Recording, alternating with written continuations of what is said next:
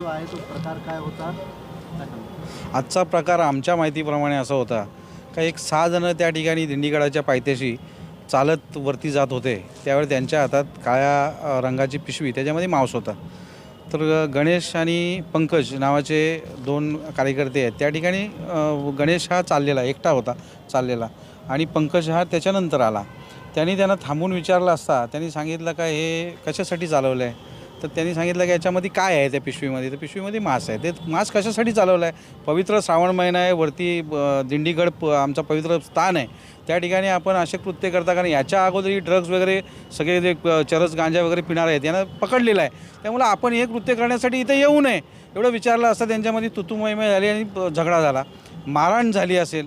मारहाण झाल्यानंतर ते दोघंही या ठिकाणी कंप्लेंटला आले असताना दोघा जणांना मेडिकलला पोलीस घेऊन, मेडिकलला गणेश आणि पंकज यांना घेऊन इंदिरा गांधी येथे जात असताना, त्यांना गेले असताना आतमध्ये 60-70 जणांचा मॉब त्यांच्या अंगावर धावून गेला आणि लाथाबुक्यांनी त्यांना मारहाण केली रुग्णालयामध्ये. तर हा प्रकार जो आहे तो निंदनीय आहे. त्यामुळे 2 धर्मामध्ये तेढ निर्माण करून आपली राजकीय पोळी भाजण्याचा सगळा प्रकार आहे, त्याचा आम्ही निषेध करतो. त्यांचं म्हणणं की या ठिकाणी यापूर्वी सुद्धा 3 महिन्यापूर्वी अशा पद्धतीची मारहाण झालेली होती.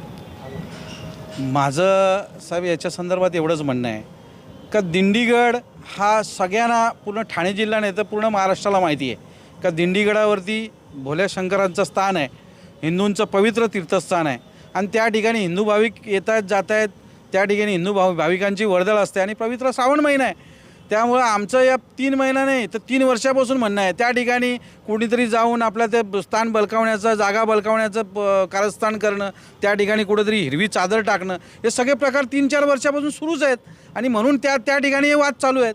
आणि हे वाद विनाकारण आपला त्या ठिकाणी प्रस्थ निर्माण व्हावं म्हणून आहे. तर ते हिंदूंचं स्थान आहे, हिंदूंना पवित्र आहे. तर या ठिकाणी असा वाद होऊच नये असं आमचं म्हणणं आहे.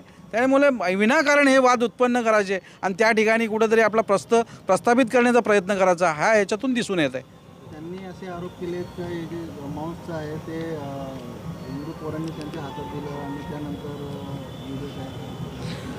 असं त्यांचा आरोप त्यांच्या ठिकाणी. आमचं म्हणणं आहे का असं कुठंच नाही.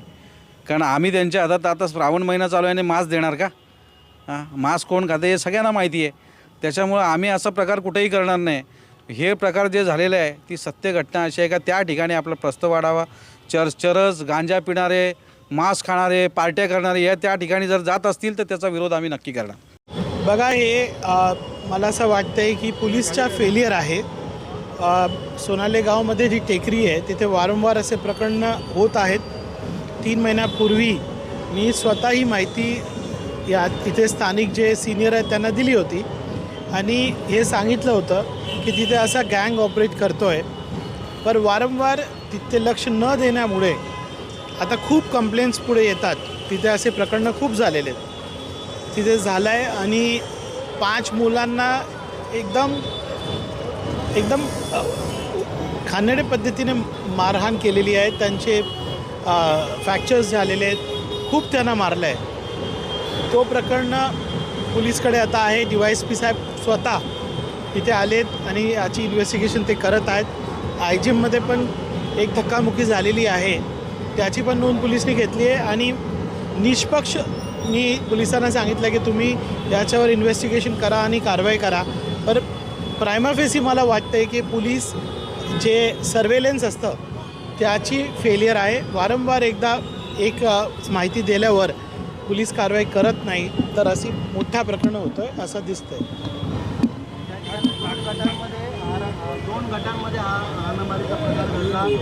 एकंदरीत कारण समजलं का काय कारण होतं?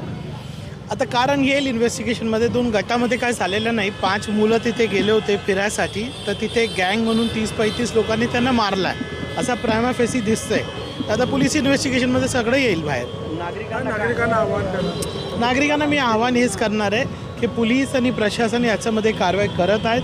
आमची याच्यावर लक्ष आहे. तर कुणीही याला कोणताही वाद, धार्मिक वाद असं न समजता काही याच्यामध्ये प्रतिक्रिया करू नका. याला पॉलिटिक्समध्ये आणू नका. पोलीस आहे, स्वतः DYSP आणि DCP याच्यामध्ये लक्ष देतात. मी स्वतः इथे आहे आणि माझं आश्वासन आहे की याच्यामध्ये आम्ही जे आहे त्याप्रमाणे कारवाई होईल ही आम्ही बघू.